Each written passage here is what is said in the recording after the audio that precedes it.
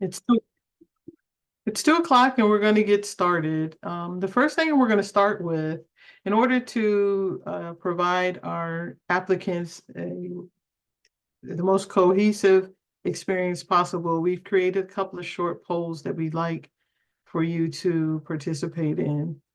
And we're going to share the polls with you now. So the first poll, we're going to ask you to do one at the beginning and one at the end. So this is the first of one of 2 polls that we're going to ask you to participate in.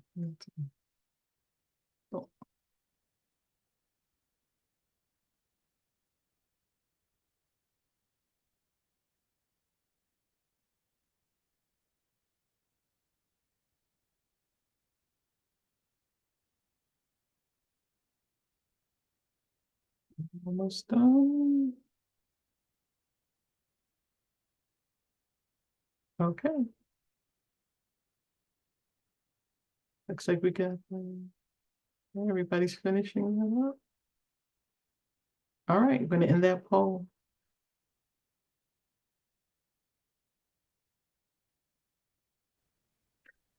Hi, everyone, and welcome to the first webinar for those who've been invited to submit a final application to CLIA's Digitizing Hidden Special Collections and Archives, Amplifying Unheard Voices program. I'm Sharon Burney, Program Officer for the Grants team, and I just want to congratulate you all again on making it to this stage of the application. This was a competitive initial application round, and each of your proposed projects made a positive impression on our review panel. Today's session will give you an overview that will orient you to the process of turning your initial submission into a competitive final application. So we're going to start off with some introductions, first to this platform and then to our team. To start off, we want to share some notes about using Zoom during this session. A live transcript is being generated if you'd like to utilize it. To turn on this feature, click the CC Live Transcript button at the bottom of your Zoom window. Attendees will be muted throughout the presentation. However, you're welcome to use chat for general introductions and conversation. If a chat box isn't already displaying on your Zoom screen, you can hover over your mouse toward the bottom of the screen and open it manually. In order to send a message to everyone, remember to change the default from all panelists to all panelists and attendees. We ask that you use the separate Q&A box to ask questions. This can be opened the same way as the chat box. Because we have limited time together, please feel free to follow along with questions as they come in and upvote them to let us know that it would be helpful to you to have them answered live. We will do our best to answer all of the questions live, but we will also share responses to all questions alongside the recording. This session is being recorded. The slides, Q&A, recording, and transcript will be made available on the Apply for an Award page of our website in the next 2 weeks. Before we move into our program content, we would like to center today's conversation by acknowledging that, as residents of the U.S., we are speaking to you from unceded land of many Indigenous peoples. We recognize the long-standing history that has brought us to reside on this land, and we seek to have greater understanding of our place within that colonial history. We denounce any acts of terrorism, colonialism, and environmental disregard, both past and present. In particular, we'd like to respectfully acknowledge and recognize the original and current caretakers of the land, water, and air where we live, all Indigenous peoples and all their ancestors and descendants. I'm grateful to have the opportunity to live and work on their homelands and ask you to join me in acknowledging all Indigenous communities, their elders both past and present, as well as future generations. May this acknowledgement and our ongoing work demonstrate CLIA's commitment to beginning the process of working to dismantle the ongoing legacies of settler colonialism. If you haven't done so already, we'd love for you to introduce yourself in the chat and share a land acknowledgement for the area where you live if you would like. Our work is accomplished by a relatively small staff of about 20 geographically distributed individuals, with the greatest concentration living in the DC area. The grants team is made up of Sharon Burney and Alyson Pope, our program officers, as well as myself and Jada Wright-Greene, who are program associates supervised by Louisa Kwasigroch. Together, we administered our 2 active regranding programs from application to final report. This is the first in a series of sessions that will provide guidance and advice to those preparing final applications. Over the next 40 minutes or so, we will walk through the final application, including the updated application guidelines, and touch on what the review process looks like. We'll share details about the resources and support that are available to you over the next few months and answer any questions that you might have at this point. So we'll take some time now to introduce the expanded application guidelines and walk through the tasks required in the final application. The resource pages you use for your initial application have now been updated for the final application phase. The website has all of the most recent resources, including templates for many of the required uploads. So be sure that you are using those resources. As we mentioned, the recording, slides, and a transcript of questions and answers from this webinar and future ones in the series will be posted on the Apply for an Award page within 2 weeks of taking place, so you can reference them later. As in the initial application phase, your primary resource for the final application will be the application guidelines. This has been completely updated to provide instructions and insights for this phase of the process, integrating some lessons and advice we've already learned from the initial application phase. The guidelines also serve as a space for you to draft responses to questions prior to adding them to our online grant platform. A view-only Google Doc is linked to from the Apply for an Award program page. Users without a Google account can access this version and download the document in whatever file format they wish using the File menu. For those with a Google account, you'll also find a link to create your own copy of the document where you can work on answers directly. Be sure you are referencing the version dated February 1st, 2024. Included in the introduction to the guidelines is an outline application overview, showing at a glance the difference between the initial and final application and what questions or uploads are new requirements. The online application section in the guidelines includes accessibility information for the structure of the document, including the formatting and hex codes for the important text. The final application is designed to build upon your initial application and asks you to expand on your earlier responses as much as possible, allowing you to import and edit them instead of completely rewriting information you submitted to us in November. The project details sections of the initial application are expanded with a combination of form responses and document uploads. The application guidelines addresses each task in much greater detail, but we'll cover a few important points today. The first task asks you to reconfirm the eligibility you indicated in your initial application of your organization, any collaborating organizations, in your project. Additionally, this section now adds the conditions of award acceptance, including the requirement to sign a grant agreement, to dedicate any metadata and software that you create to the public domain, with exceptions for culturally sensitive metadata, and to claim no additional rights on digital files that you create. These details are also available on our website and in the guidelines. As a note, this year we will only require documentation of nonprofit status, such as an IRS determination letter or equivalent proof, from organizations nominated for funding. So that does not need to be included in your application at this time. The final applicant information task offers you the option to pre-populate the fields with all of the information supplied in the initial application. This will be especially useful for any projects that involve collaborators, as you'll be able to skip re-entering all of that data. If you do choose to have the system auto-populate this task, which we highly recommend, you still have the option to edit all of the fields. For example, you may have re-evaluated your collaborators or changed who might be serving as your principal investigators, or PIs.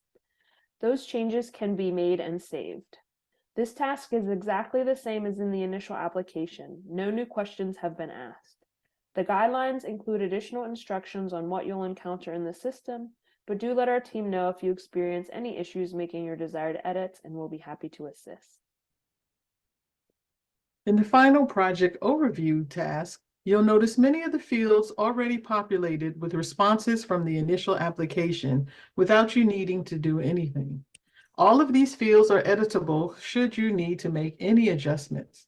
For example, many applicants have more information about project costs or expected timeline.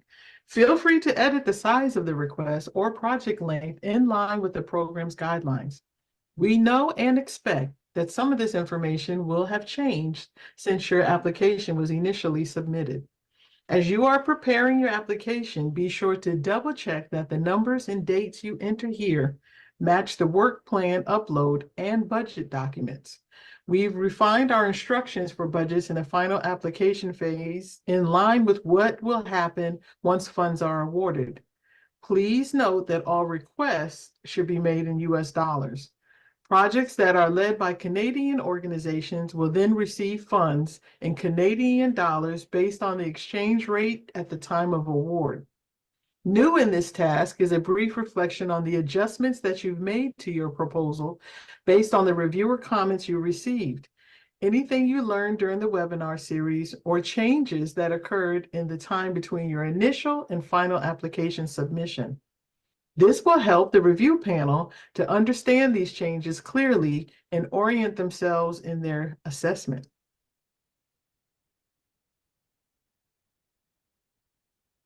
The final application is designed to help you connect with our program's core values at every stage of your application.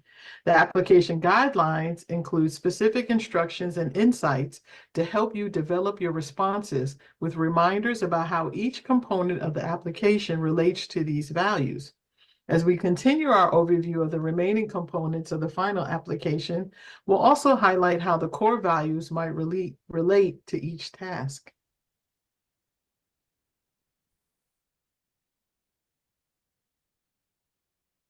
In the materials task, you're asked to expand your initial response about the materials you are nominating for digitization. The information you supply here should start revealing how your proposed project supports the program's core values of public knowledge and broad representation. But you'll also go into much greater detail on those values in the next task. Our reviewers will look to this section to understand the physical materials, their condition, type, scope, and quantities. This task includes 2 uploads. The first is a list of collections, which should be supplied on the spreadsheet template that CLEAR provides. This will provide a high-level overview of the collection or collections that are included in your project, any existing descriptions, their general condition, material types, how much of the collection will be digitized, and any rights or access restrictions that might apply. You will have an opportunity to explain more about those rights or restrictions in the Rights, Ethics, and Reuse task. For some applicants, this list may only have a single collection entry, while others may have dozens of collections included. Our team is happy to answer questions as you complete this requirement, and we hope to share some samples of completed versions to our website soon. The second upload is your representative samples. Final applications should include at least 3 and up to 10 samples that will help the reviewers see the types of materials you propose to digitize. We find that looking at these examples helps reviewers develop a more concrete understanding of the value of the materials and why your approach to digitization is the right one given their unique characteristics.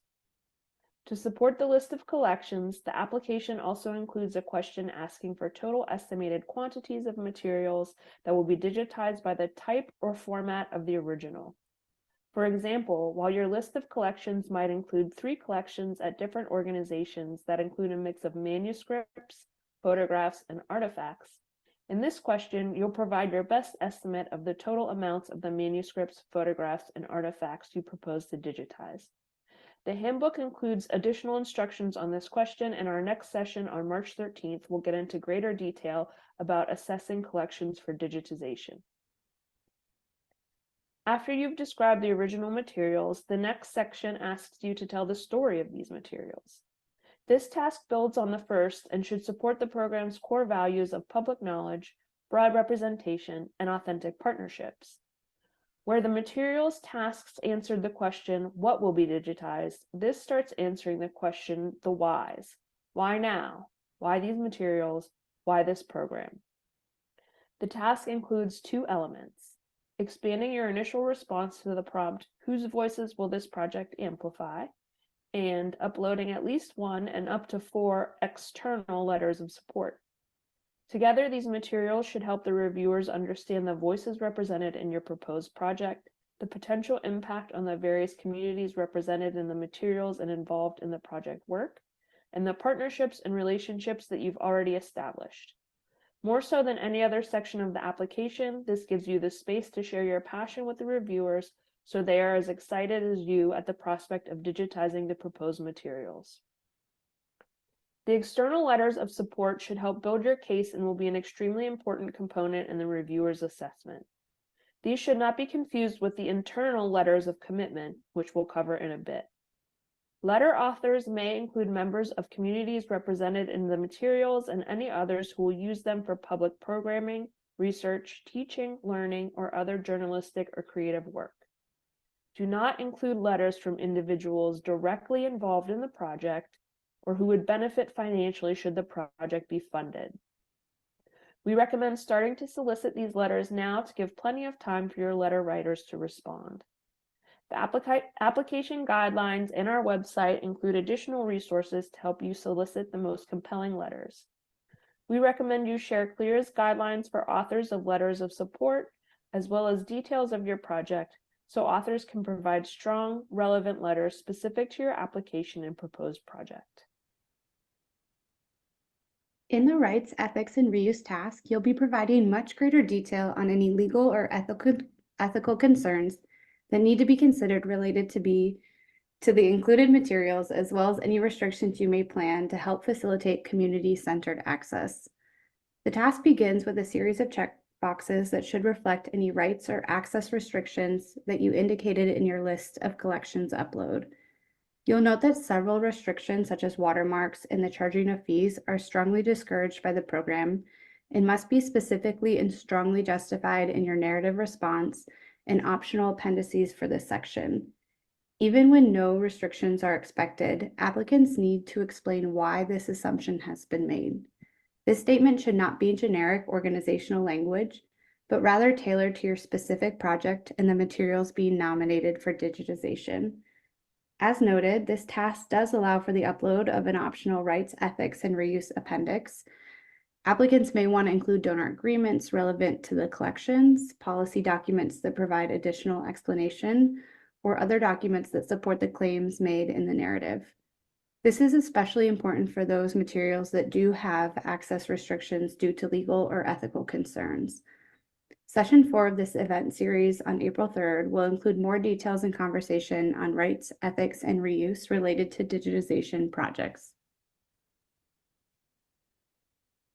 The Project Details Outcomes task asks for more information about the intended outcomes of your project and the audience you aim to reach. In this section, continue to show how your proposed project supports the core values of public knowledge, authentic partnerships, sustainable infrastructures, and community-centered access. After expanding your initial response, you'll be asked to respond to 2 additional prompts. The first is providing the quantities, formats, and specifications for the unique preservation quality digital files you will create over the course of your project. This response should correspond to the quantities and formats of the original materials that you supply in the earlier materials task. The guidelines include detailed instructions on completing this prompt. We also include additional resources on our webpage, such as the DLF Digitizing Special Formats Wiki for anyone who may be new to digitization project design. Since the primary priority of this program is creating community-centered access to fuel the creation and dissemination of digitized special collections and archives as a public good, you'll also be asked to provide at least 1 and up to 10 portals where users will be able to access the digitized files and the related metadata. The guidelines include additional instructions, especially for those of you who may be creating new portals for access. In this section, you may also want to consider how you can create links to other related collections and include portals that aggregate collections or metadata as best suited for the unique content of the proposed materials. Session 3 of this event series on March 20th will include some more information on determining the best digitized digitization outcomes for an achievable, sustainable digitization plan.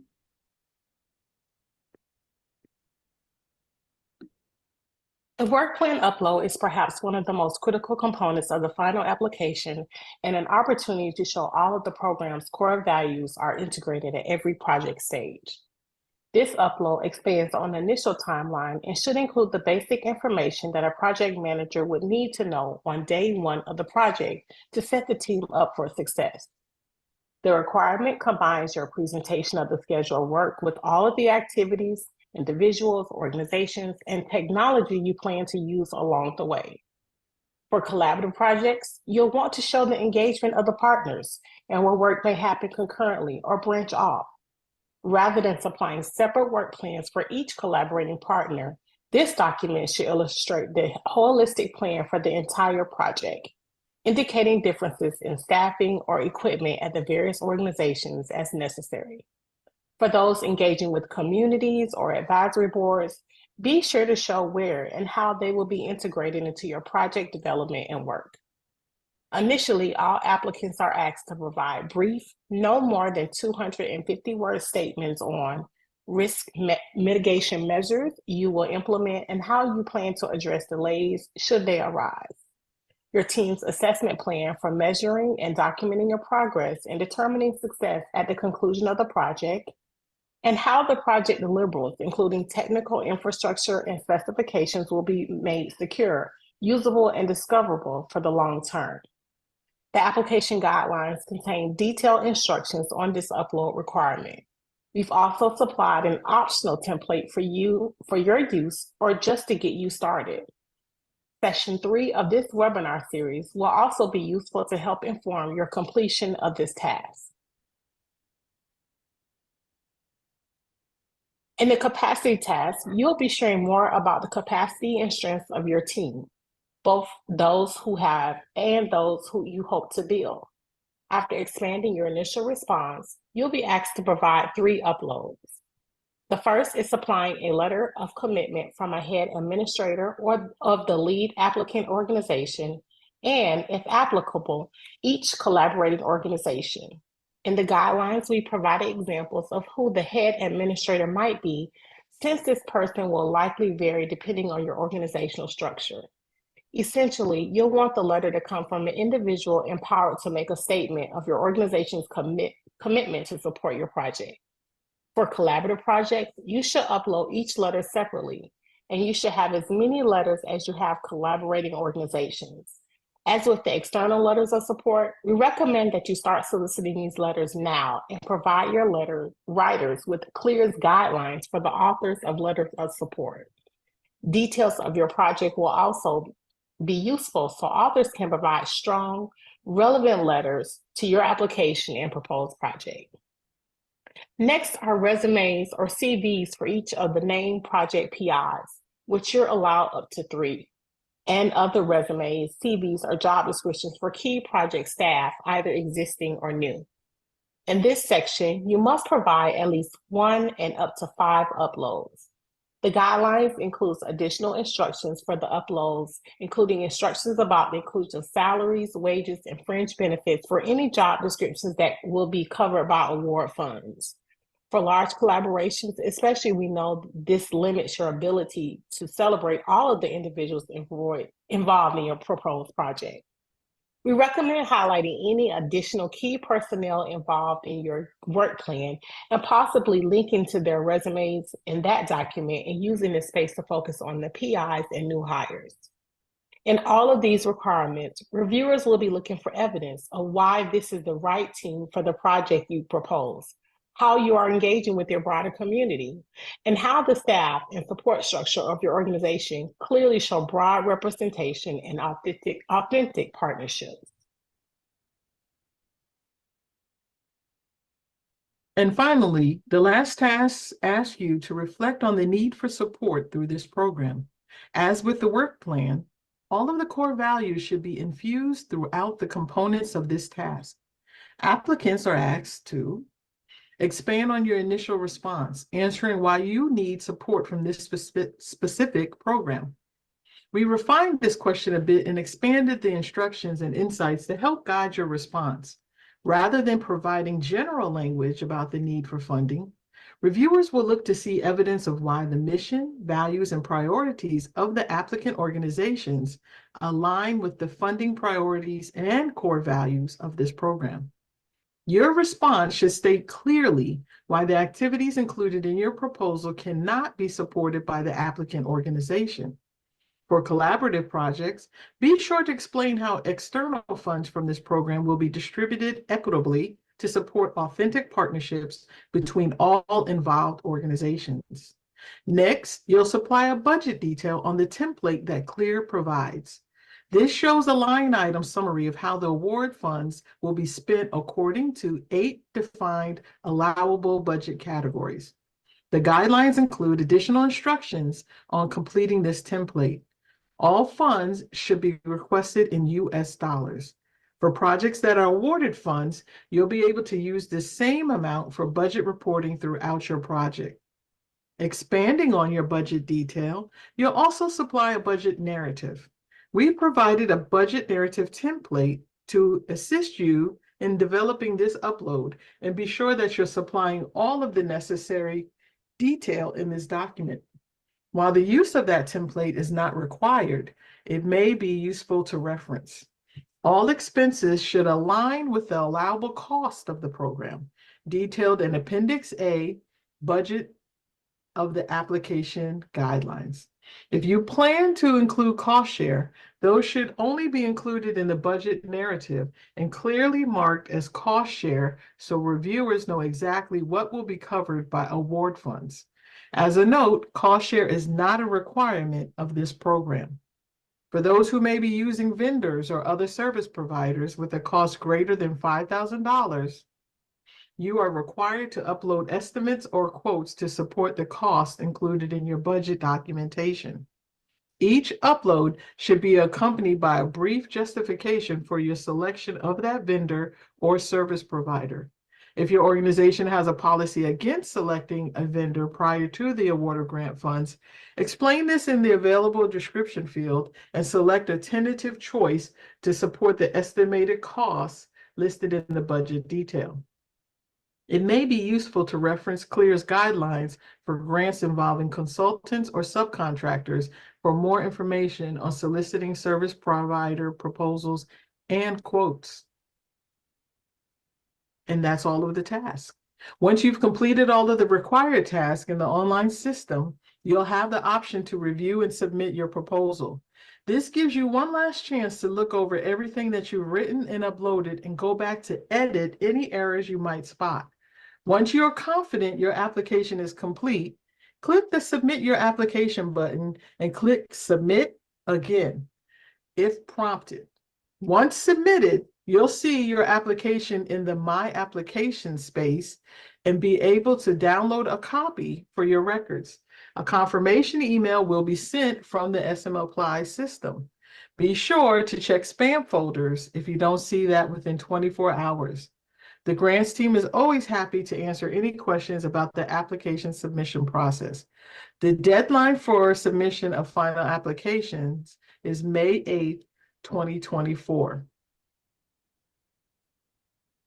As in the initial application guidelines, we provided a rubric for the assessment of final applications. The final assessment will allow the reviewers to rank applications more granularly over the core values of the program.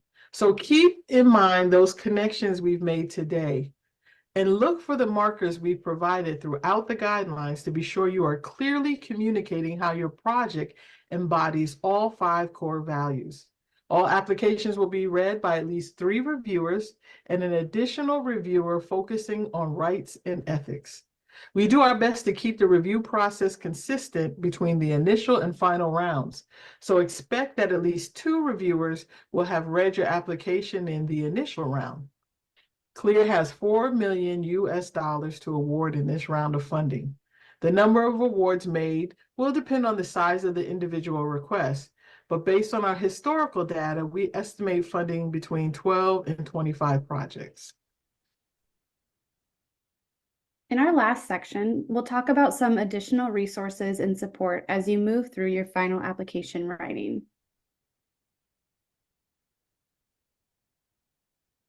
Our first resource is this webinar series. Each session will cover topics identified in the review of the initial applications as potential areas of concern needing additional support. We've planned the series to flow with how you might work on your final applications, but we welcome you to work on your submissions in a way that best suits you and anyone helping with the process. While none of the webinars are required for submission, we strongly encourage engagement with the process as we work to offer you practical tips and suggestions, time to start drafting responses, and space to ask questions. We'll drop the link where you can view and register for each of these sessions in the chat. This support is one of the new components of our program redesign, and we hope that it will offer a benefit to all of you that wasn't really a part of the program in the past. Something like a continuing education course in digital project design and competitive grant writing. After each webinar, we'll invite you to complete a survey to collect your feedback on content and the overall series to help inform our continued assessment of the program. The next session will be next Wednesday, March 13th. Dr. Mitch Frost, the Senior Curator for Special Collections at the Kislak Center for Special Collections, Rare Books, and Manuscripts at the University of Pennsylvania Libraries, will be presenting. We'll drop the link where you can read more about the series and register for any of the upcoming sessions in the chat. And we will send a reminder email about upcoming sessions about halfway through the series. Please remember to check out the additional resources on your website if you need guidance on components of your application. We've mentioned our guidelines for letter writers and proposals involving subcontractors or consultants. And we also include information about CLEAR's indirect cost policy and other information that may be helpful. We'll be posting the recording and slides for each upcoming support session to this page, as well as a sample grant agreement. We also offer a few general resources about rights, statements, digitizing project design, and digital preservation, which may be helpful.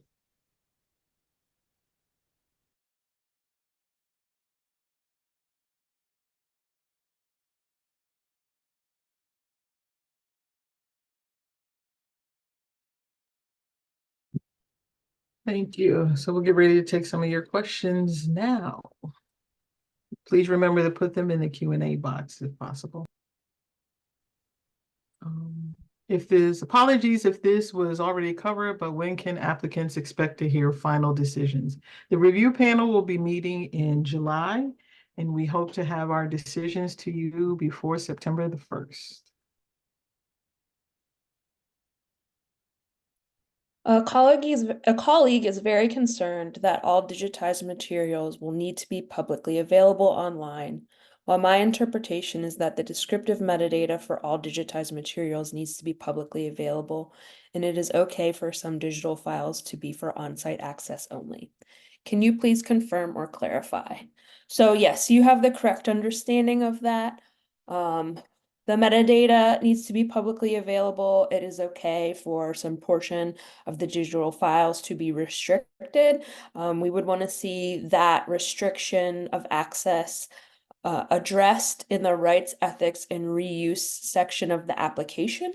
So we would know why you intend to restrict access, how you may provide other access on site or otherwise upon request, and what proportion of the materials it may cover.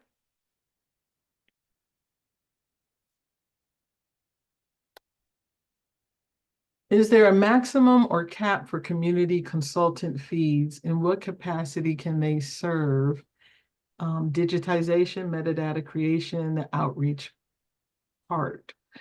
We see a variety of consultant fees that we give to in these projects. Sometimes they're Indigenous elders. We like to see equitable pay for the time. Reviewers like to look at the going rate for certain staffing type of positions or services. And we want those, and they will check them for the area that you lived in. So we always want to make sure that people are getting equitable pay. So it depends on what you're listing that in the budget. If it's staffing, we don't have a limit on that. If it's a vendor, then after $5,000, if you're paying them as a vendor, we want to see a vendor's quote. And we have information on that on our website for vendors and service providers, which would be very beneficial in this part. Some people use it in outreach creation. Sometimes people have graduate students or interns that they use to help for the digitization and the metadata creation part. It's going to be unique to your particular project and your needs. But if you have a certain capacity in which you think you're going to use them and you're unsure of if that's an allowable cost or amount, please don't hesitate to contact us with your specific details at digitizing hidden collections at clear.org. And we'd be happy to answer your email. We are a Canadian institute. The budget would be in US dollars. Is there a certain guideline which exchange rate to use? We will use, if a Canadian organization is awarded, we use the exchange rate at the time of the disbursement of funds. You all actually would have a separate budget template that we build out if you were awarded that kind of has dual sections. And so the exchange rate at disbursement is what the exchange rate would be for the giving of the award, and then we will use the exchange rate at the close to look at any return of funds necessary. Looks like we have a couple of letters of support questions. First one is, can letters of support come from a member of the advisory board if they are not paid? For example, we have a professor that is not connected to the project partners, but we would like to have them on the advisory board because they are an interested researcher. So I'm trying to understand if this person is already on the board of your organization and they're writing a letter of support. This is a very competitive program, and I don't want to say it wouldn't be included, but I would also include other letters of support along with that, so that there's no sense of bias that's attached to your project and your application. You want to have letters of support that show to the reviewers why the nominated materials and your project has broad scholarly appeal, hits all of the core values that's listed in our program, and it can speak to your oral project in a very competitive way. So I want to say no, but I want to say you don't want to inhibit your project from the reviewer's approval in any way, shape, or form. So if you do use somebody on the board, I would suggest that you get a couple of more outside of them.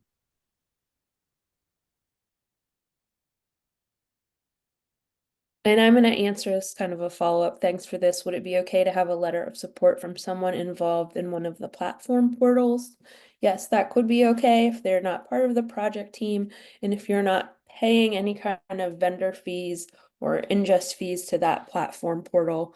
As an example, I know we have a large collaborative project operating right now where a lot of the materials are going to go into the Plateau Peoples portal, and it would be relevant to have someone from that group speak to the importance of the research. But it's critical that they're not basically a vendor, that they're not being paid through any part of the grant process. And as Sharon has already talked about, you want to make sure that you have kind of a broader scope of voices in your external letters of support. I've heard some grant organizations discourage the use of graduate assistants in favor of project archivists because they are more expensive. What is CLEAR's stance on that? Okay, there's some interpreters in favor of project archivists. Okay, we don't have we can only speak for CLEAR.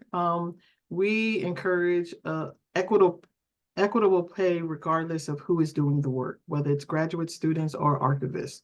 That's what we encourage. We find reviewers do get excited when we see a combination of using professionals and graduate students We are always supportive of more people coming into this profession and utilizing them. What's important is that you tell the story of your project and your project narrative and budget and why it makes sense for your organization. This project, this new iteration was created to break down some barriers and equity. And so in such, as long as that makes sense to your budget, that your budget narrative describes your budget and it makes sense in your outreach components and your digitization project, then the reviewers have always been very amicable to seeing graduate students. So sometimes it might include a combination of both, the archivists and graduate students. Sometimes it makes more sense just to have graduate students. That's for your story to tell and then to justify it in every aspect of your application. That's our stance, is equitable pay for equitable work. And just a quick note that we don't allow tuition remission for student employees. That's not an allowable cost. That's a Mellon Foundation guideline. So that is not. We don't do, no, but if you hire graduate students that are working for you, yes, but we don't do tuition remission. Sorry. On the slide for project details capacity, I'm both glad and sad that you asked this, Julia. You mentioned a new upload of board trustees list. I do see that, but I don't see it further down in the guidelines under that section. Can you let us know if there are additional details about this upload? So we have gone back and forth about the board trustees list the last few years. In this cycle, we decided at the last hour that we were ready to pull it. So it has been removed from the application, and unfortunately, I failed to catch that on the slide until just now watching it, and I was like, oh no, it says board trustee list, maybe nobody will notice, but that didn't happen, somebody noticed. But no, you don't need to worry about that, it's no longer included. Here's one. Are there any thoughts about the redaction of personal names, addresses, and some materials? We have signs and newsletters created by LGBTQ groups at a time when these materials circulate only within these groups. We want to be respectful of privacy when these are made accessible online. And this is a small enough collection that we are prepared to do this work prior to upload. We did something similar with another collection. The unaltered collections are fully accessible for research in person. This is a great question, and we concur. We understand, especially with the new subject-specific iteration, that there'll be some culturally sensitive materials that do need to be redacted, or there'll be reason that you can't make those accessible. And the reviewers want to see that you have a plan for that, that you've addressed these needs ethically, and that you may have a takedown plan in case that is necessary. So yeah, those are our thoughts, is that you will know what's best for your communities and your nominated materials, and that you create a plan to address those concerns in an ethical way. Apologies for going back to letters of support. Our project is meant to digitize records for 7 different nations, but you mentioned that there is a cap of 4. Do you have any advice for how we can show the support of all the nations?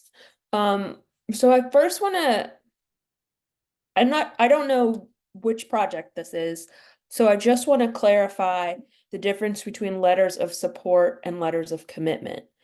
If the nations are on the proposal as collaborating organizations, they would not be providing letters of support. They would be providing letters of commitment, and we would want one from every single one of them. So every single collaborating partner should provide a letter of commitment. So I feel like that may be actually what we're getting at here, but if that's not what we're getting at and they're not collaborative partners, we do have a cap there of 4, but we do have space to add additional uploads at the end of the application for any sort of like ancillary materials that you feel like may be helpful to the reviewers. Now, there's a limit to how much the panel digs into things and the extent to which they will read extensive ancillary documents, but that could be a place that you address that if you cannot do it within the 4 letters of support limit. If we are planning to hire an archivist who is affiliated with our org as a consultant, can we include transportation and other expenses for her travel? Yeah, there's a room in the budget for up to $7,500, I believe. Is that correct, Alyson, for travel expenses? That sounds, there is room. I can't remember what the cap Yeah, is. it's either 7,500. I believe that's what it is. I could be wrong. It might be as high as 10,000, but I know it's at least $7,500 off the top of my head for travel that are expenses that are affiliated with the project and project outreach. And that, the archivist would be included in that.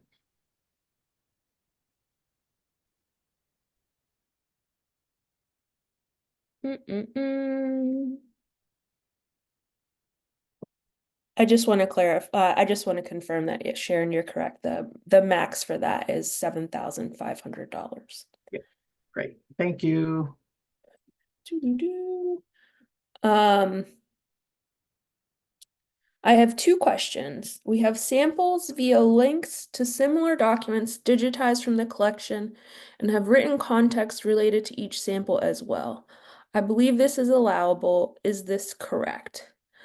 This could probably be something that you include in the list of collections area or the representative samples.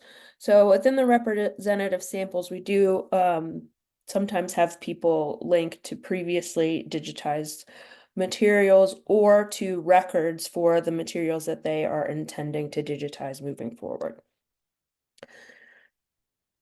Also, while the digitized portion of the collection under the grant will be 100% publicly accessible, the samples are password protected. We plan to include the database link and the sign-in credentials on the sample document, on the samples document. Is this appropriate? I think that is really largely a question for your organization and their IT protocols. That's not something that we would prohibit, but it's also not something that we would necessarily be the people to make the decisions around.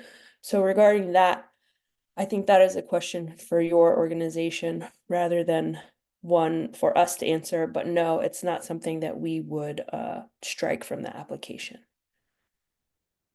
Do we need letters of commitment from vendors in addition to quotes? No, you do not. You just need the quote, and the quote should clearly reflect what is in your budget narrative in detail as far as vendor expenses. You responded to a similar question before. Can we please have clarification on the percentage of the budget that we can allocate? Ooh, it moved. For digitization, metadata creation, community outreach engagement, and travel, etc. So you will want to check our final application guidelines for like the full breakdown of allowable and disallowable costs by category. We do not prescribe a percentage of the budget in this program. We do in our Recordings at Risk program, but that's because that program requires an outside vendor. When digitization is happening in-house, that can kind of be hidden because perhaps like it's really, you're doing salary rather than like a vendor pay. So we don't look for that kind of balance there. But the overarching kind of limits are that we do not allow indirect costs. We do allow fringe benefits with salary. There's a $10,000 limit for administrative support. There's a $10 limit for supplies, equipment, and materials. That's an important one that comes up fairly regularly. 10,000. There's 10,000, and there's a $7,500 limit for conference registration and related travel expenses. So those are the only ones that have kind of defined caps within the overall budget. But you will definitely want to check out the Appendix A, and the application guidelines for a full breakdown of that. Oh, Sharon, did you want to run another poll? Yes, let's run another poll right now before we take the last few questions.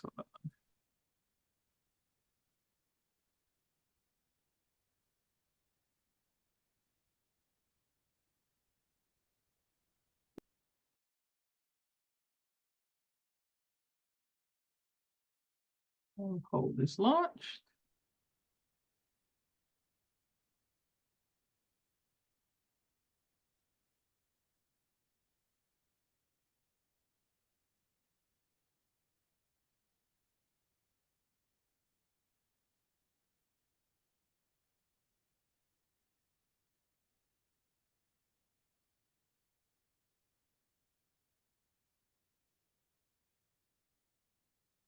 Yeah, 41 of 49 participants. Okay.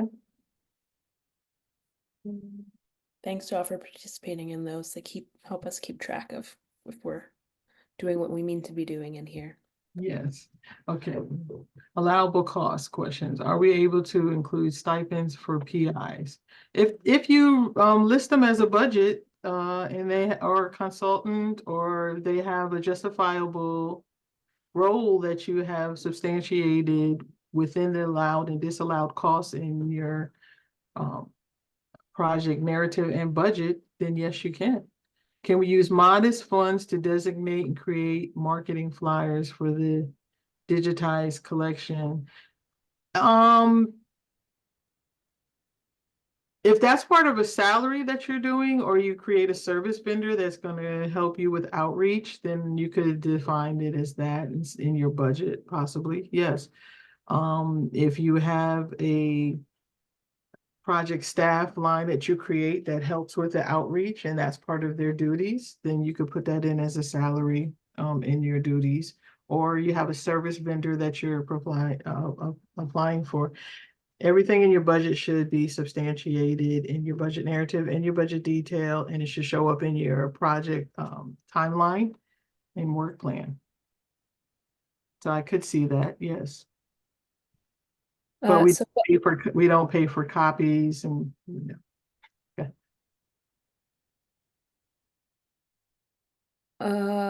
What happens if a co-PI moves to another institution during the granting period? Can they still remain as a co-PI, and how do they inform CLEAR of this?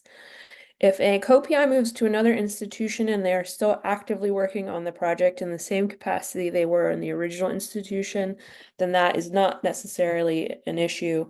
We like to be informed of just where people are and when you all have updated email addresses so that we're able to get in touch with you, but it's not something that we would have a problem with as long as they're still directly working with the project, and it's something that happens not infrequently. If a co-PI moves to another institution and they can no longer work on the grant for whatever reason, we do have a modification process so that you can replace them with a new PI. After submitting our original application, another organization asked if we could include their materials, a small amount that we are happy to support, but they were not included in our initial application. Can we include their materials, and it should not make a significant change to our budget, and we are happy to include their materials? First of all, one, do they qualify as an eligible organization? Are they located within the United States and its territories? Are they a nonprofit whose main focus and purpose is the cultural heritage preservation?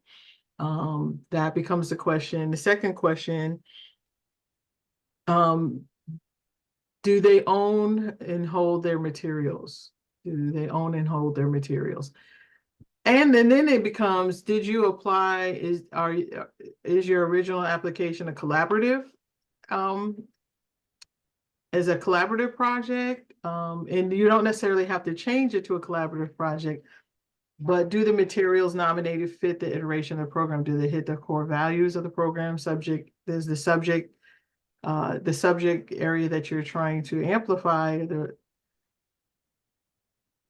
It will fit if your entire project, you have to make it has to have a cohesive thought, right? Your project has to have a cohesive thought. So do these materials fit within the cohesive thought that you nominated in your original initial application?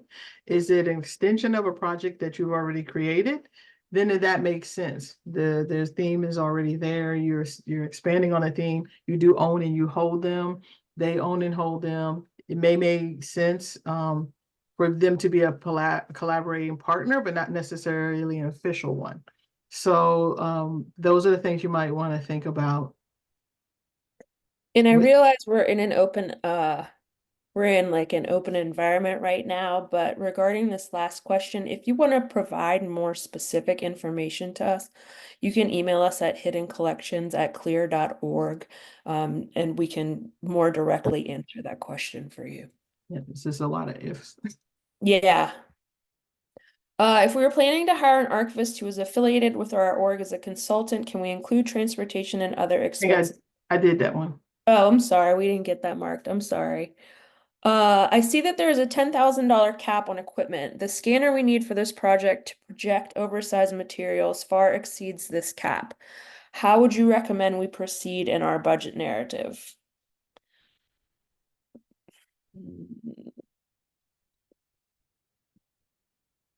I don't really have a great answer for you on that because we do enforce that cap pretty stringently. So if you need a piece of equipment that is $30,000, then you will only be able to get $10,000 out of the grant. It could be something where you look at using a vendor rather than buying the equipment because we will pay for outside digitization services, and that is not limited in the same way.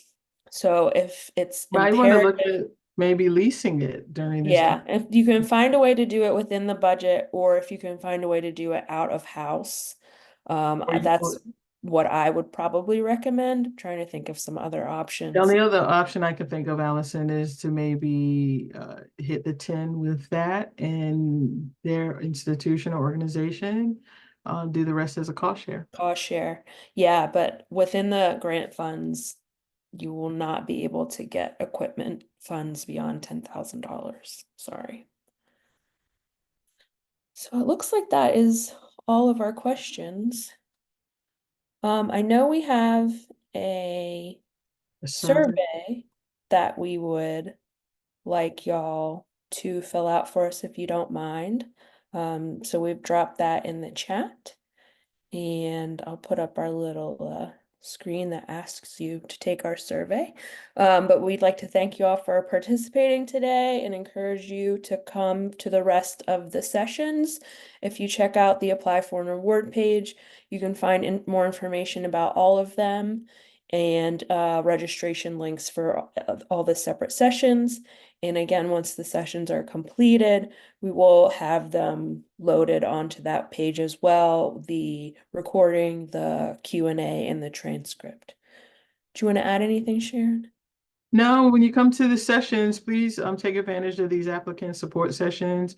That at that time you should have started working on your application, and you can bring more specific questions for the experts to assist you with. Thanks all.